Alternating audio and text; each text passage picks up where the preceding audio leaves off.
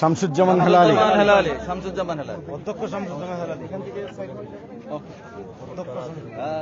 আমার মিডিয়া টিমের লোকজন কই? ছবি তোলার না, ছবি নাও না। জি, মিডিয়া টিমের লোকেরা ছবি নেন, ভিডিও করেন। সুন্দর করে কেন লঞ্চ আগেই বা ছবি জি।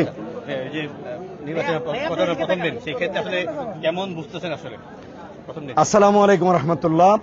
আমি প্রথমত ধন্যবাদ জানাই আমাদের টিভি চ্যানেলগুলো এবং আমাদের বিভিন্ন সংবাদপত্রের চ্যানেলগুলো আমাদেরকে লাইভ করার জন্য এবং আমাদের কথা নেওয়ার জন্য আপনারা এখানে কষ্ট করে উপস্থিত হয়েছেন।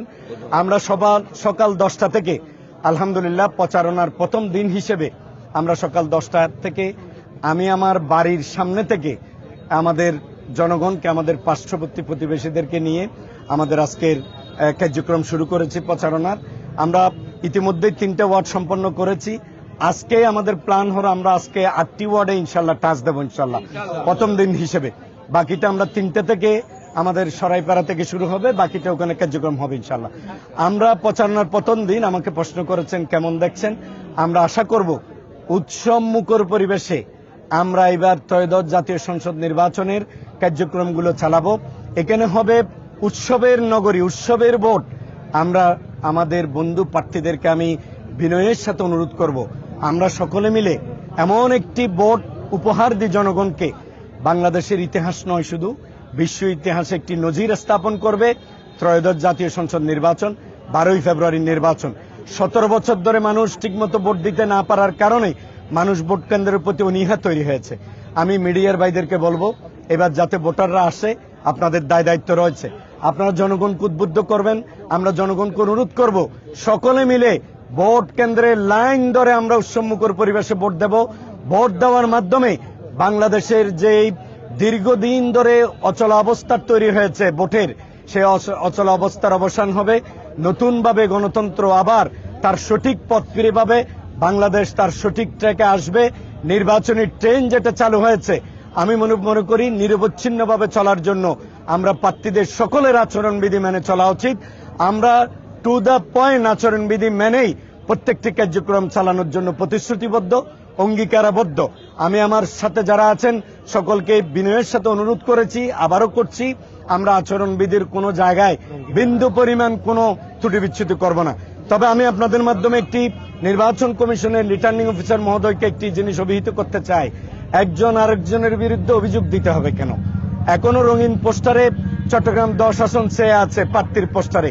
আপনাদের চোখে কি এগুলো পড়ে না? আপনারাই তো ব্যবস্থা নেবেন। আমি বলার পর কেন ব্যবস্থা নেবেন? আমি বলা মানি তো আমি আরেকজনের বিরুদ্ধে বলা। আমরা আরেকজনের বিরুদ্ধে বলতে চাই না। আপনারা নিরপেক্ষভাবে আমার ব্যানার থাকলে সেটা আমাকে নোটিশ করেন, অন্য কোনো প্রার্থীর ব্যানার থাকলে তাকে নোটিশ করেন, অন্য কোনো প্রার্থীর রঙিন পোস্টার থাকলে তাকে নোটিশ করেন।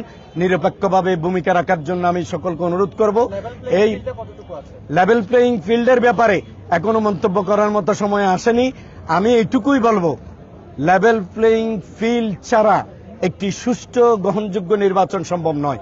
এজন্য নির্বাচন কমিশন যাতে এটাকে সর্বাধিক গুরুত্ব দেয়, চিহ্নিত সন্ত্রাসী দুর্বৃত্ত যারা সেন্টার দখল করবে, যারা অস্ত্রধারী ও হারিয়ে যাওয়া অস্ত্র সরকারের, এইগুলোকে উদ্ধার করার জন্য যে অভিযান দরকার, সেই কাঙ্ক্ষিত অভিযান আমরা শুনছি প্রতিদিনই হবে, এখনো হয়নি।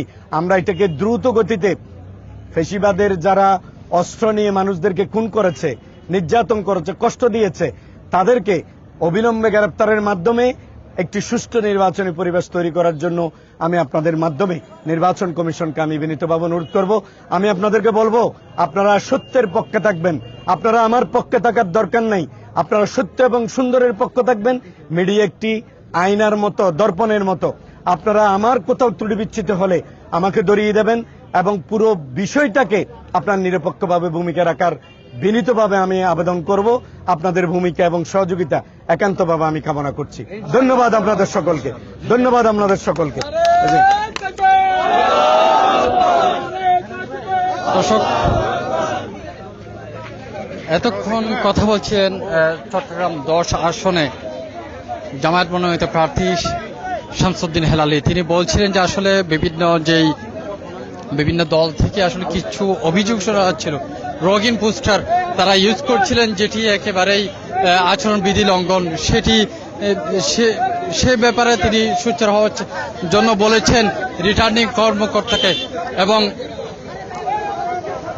এবং নিজ দলের যারা আছেন তাদেরকেও কোনো ধরনের আচরণবিধি লঙ্ঘনের কোনো কাজ না করার জন্য তিনি অনুরোধ জানিয়েছেন।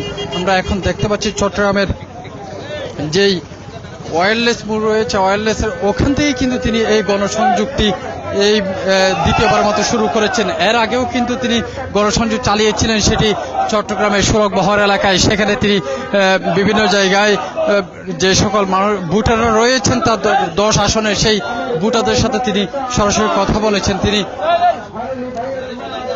তার যে বার্তা সেটি পৌঁছে দেওয়ার চেষ্টা করছেন তিনি, এবং একই সাথে তিনি যে জয়ী হলে সেক্ষেত্রে তিনি কি করবেন সে বার্তা পৌঁছে দিচ্ছেন, এবং তিনি জনগণের কাছে পৌঁছে যাচ্ছেন, প্রত্যেকের কথা শোনার চেষ্টা করছেন, তারা কি চায় ইশতেহারে সে কথা তিনি উল্লেখ করেছেন। এবং চট্টগ্রামের এই যে চট্টগ্রাম নগরীর একেবারে ওয়্যারলেস মোড়ে সেখানে তিনি এই গণসংযোগটি দ্বিতীয়বারের মতো আজকের দিনের দ্বিতীয়বারের মতো তিনি শুরু করেছেন, এবং যে দলীয় স্লোগান দাঁড়িপাল্লা সেই স্লোগানটি ধরে ধরে তিনি এগিয়ে যাচ্ছেন।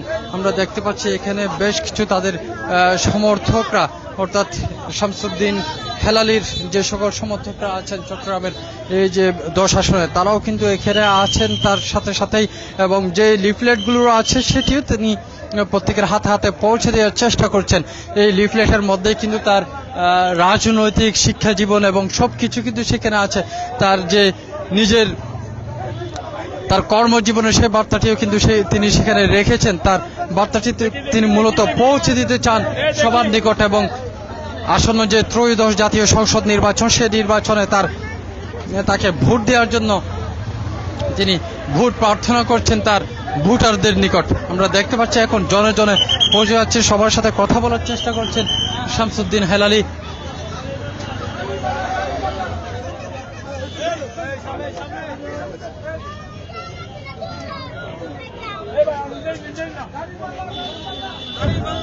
চট্টগ্রামের ওয়্যারলেস মোড়ে তিনি এই গণসংযোগটি শুরু করেছেন, এবং এর আগে তিনি সুরকবহরও তিনি গণসংযোগ চালিয়েছিলেন, সেখানেও তিনি লিফলেট বিতরণ করেছেন, এবং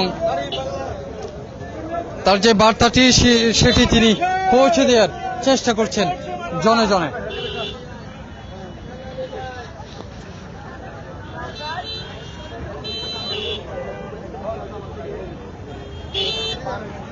দর্শক আপনাদের দেখানোর চেষ্টা করছি চট্টগ্রাম ওয়্যারলেস মোড়ে, সেখানে শামসুদ্দিন হেলালির যে সকল সমর্থকরা আছেন, বেশ কিছু সমর্থক তারা এখানে এসেছেন একেবারে সকাল থেকেই, কিন্তু তারা সুলকবহর থেকে তার এই গণসংযোগ সেটি পরিচালনা করা শুরু করেছে, এবং নির্বাচনী প্রচারণা সেটি যেহেতু আজকে থেকে আনুষ্ঠানিকভাবে শুরু হলো,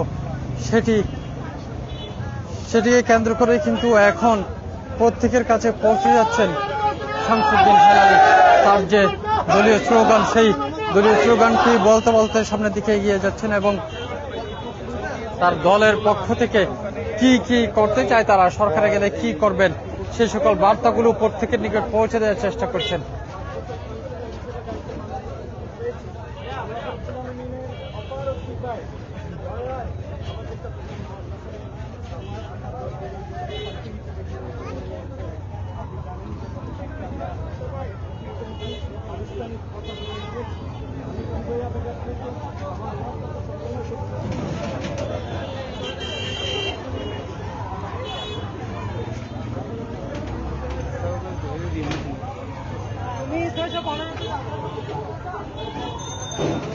আপনাদের বলে রাখি দর্শক, আজকে সারাদিন কিন্তু দিন ব্যাপী শামসুদ্দিন হেলালি তার গণসংযোগ রয়েছে, বিভিন্ন জায়গায় তার কর্মসূচি রয়েছে। শুধু যে আজ তা নয়, আজ থেকে শুরু হলো আনুষ্ঠানিকভাবে, এবং সেটি পরবর্তী নির্বাচন আগ মুহূর্তে যতদিন পর্যন্ত তারা প্রচারণা চালাবার বিধান রয়েছে ততদিন পর্যন্ত তারা এই নির্বাচনী প্রচারণা চালিয়ে যাবেন, এবং ভোটারদেরকে আকৃষ্ট করার চেষ্টা করবেন তার পক্ষে ভোট নিয়ে আসার জন্য।